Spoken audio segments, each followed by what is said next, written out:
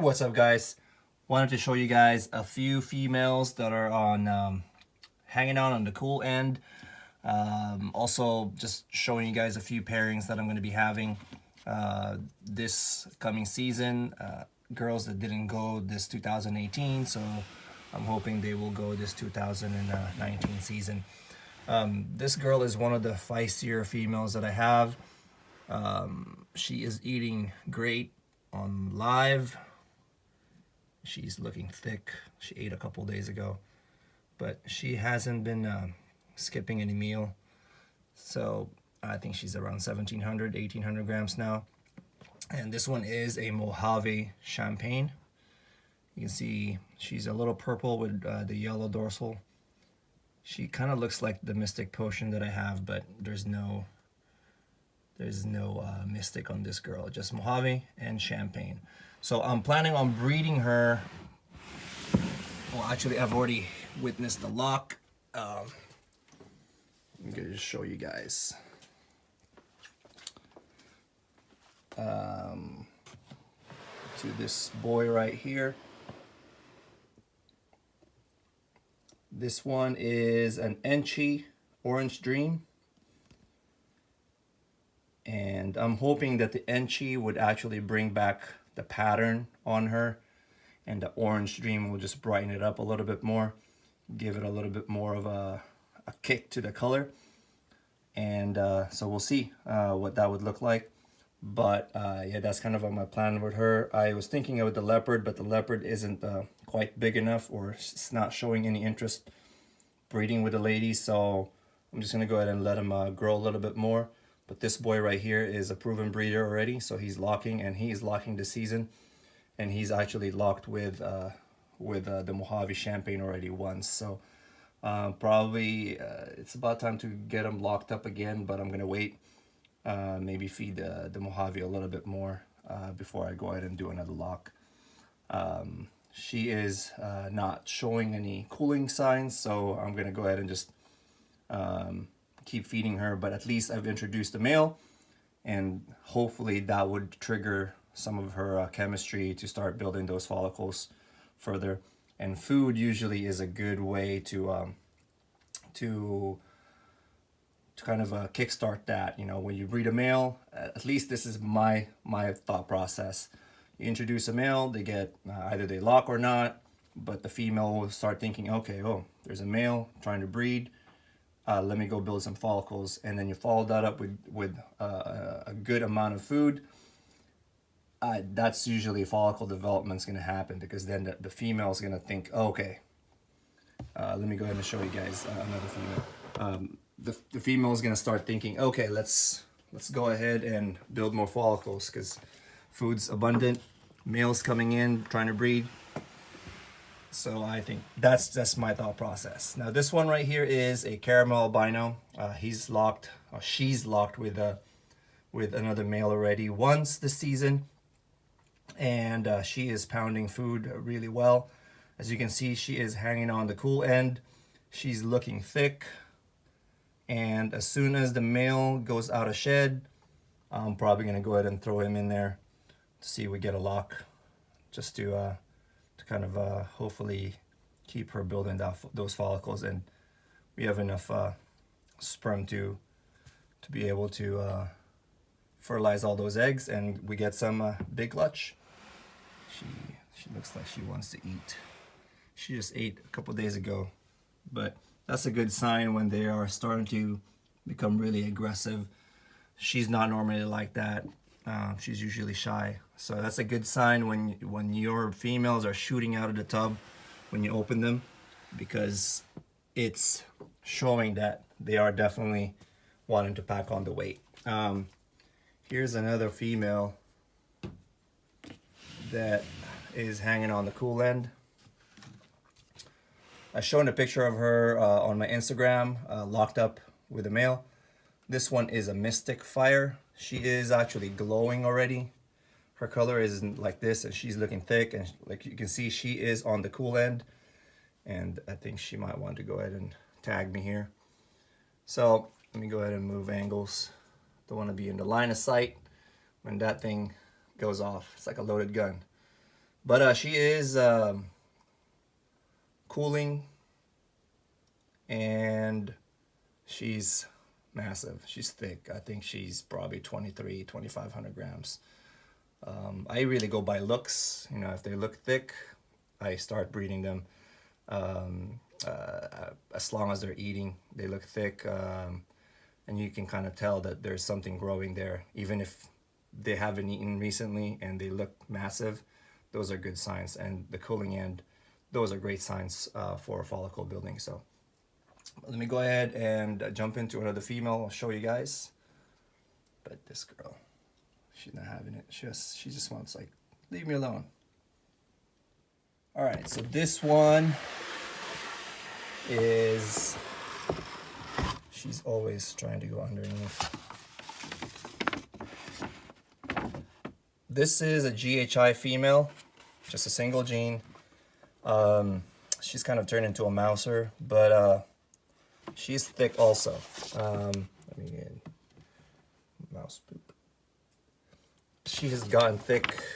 Let me see if I can get her out and put her on top. Come on.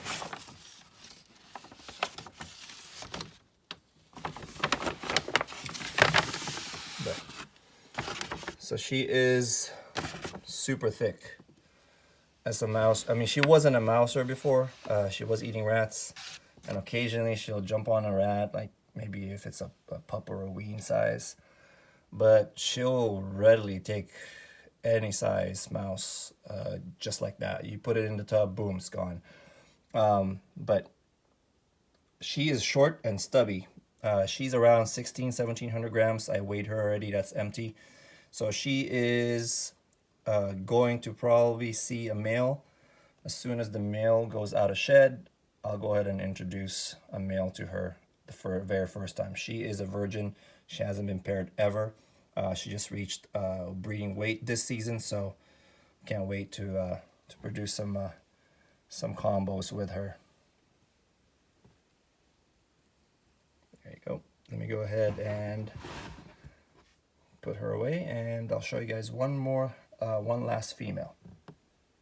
Okay, so moving back to this rack, this last one is a proven calico female. For those that watch my previous video, the bamboo calico, this is her mom. As you can see, I mean, she's not high quality, you would say, or high expression calico. I've seen some calicos that, you know, those whites on those alien heads are a lot more prominent. They take a lot more space. This one, and she is, I mean, I just fed her today, and she still wants to eat. I don't have any more rodents, so she's probably detecting the heat signature on the camera.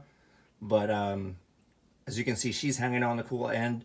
She's been hanging here a lot of times actually, and she's aggressive with the food like this, which is unusual of her, but this is common for a lot of my females around this time of year, that they just get aggressive with the food. A lot of times they're coming out shooting out of the tub. I really gotta watch out my hand. I've been tagged before pulling out the tub. So right now the way I do it is I just kind of inch it just to make sure that their head is not right there trying to just come out, because I've been tagged before by an adult female and it's not fun. It's painful, especially if you get one of their fangs stuck in your skin. Ugh, takes a while to heal. Feels like you've been hammered in the hand. But I'll show you guys one more female that's also a calico or sugar combo, just to kind of give you an idea of what the difference between the two. This one is it has another gene to her, but still you can kind of see the difference between the two. All right, let me go put her away. All right, let's see. So this one is a pastel sugar or pastel calico. Really, to me, they're the same. I'm of bother her a little bit. But you can see along the alien heads, there's a lot more white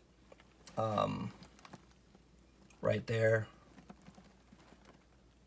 And it's a lot busier pattern. So some calicos, just single gene calicos, would look like that. And not like the other one. So I consider the other one an ugly calico or a low expression calico. But you never know with calico. It's just so random. They produce random quality calico. Sometimes low expression, you can barely tell that it's calico, but then you produce some amazing babies. This girl is one of the last females to breed, so she is not near close to breeding. I'm probably going to start pairing her in February, but she is eating well. She has gained all of her weight back, and so right now I'm just getting her ready for the males, just in case. Get her to the proper weight, so just in case she stops eating right away. She's not the type that stops eating early, but you never know, sometimes they do. So that's the reason why I don't want to breed way too early or too light, because sometimes when they stop, and you jeopardize the health of the baby, the female. Also, you get small clutches, and sometimes the eggs are not very good. So, and also, if you guys are wondering how come some snakes are on newspaper or paper and some of them are in substrate, some of them prefer, they eat better with the paper. Some of them, they like this one. And right now also I ran out of the substrate, so that's the reason why some of them are on newspaper and some of them are substrate. So, but I usually prefer the males to stay on newspaper because the substrate takes a little bit more room on their tub, and I just want to have them enough room in there. So newspaper takes less space, so they don't feel so cramped up in there. But yep, there you go. But I think I lied. I'm going to show you guys one more combo. So since we were talking about calicos and sugars, this girl just actually ate, and she just shed today. So I offered her food. But this girl,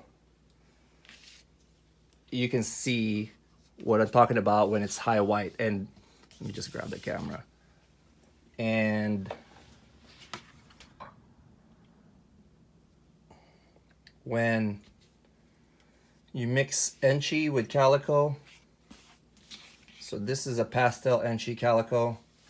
Look at that amazing white, high white right there. She wants to get away, but I'll go ahead and finish the video here. This is one that I produced back in 2017, and she is really catching up on feeding now. She's eating very well. She's catching up on some of the females that are around her batch, around the same time that hatched. So she is, I believe, around 1,000 grams now. So I'm not sure. I haven't weighed her recently, but look at that high white right there. So let me go ahead and finish the video here. Thanks for watching, guys. Hope you enjoy. Hope you guys like the snakes that I showed.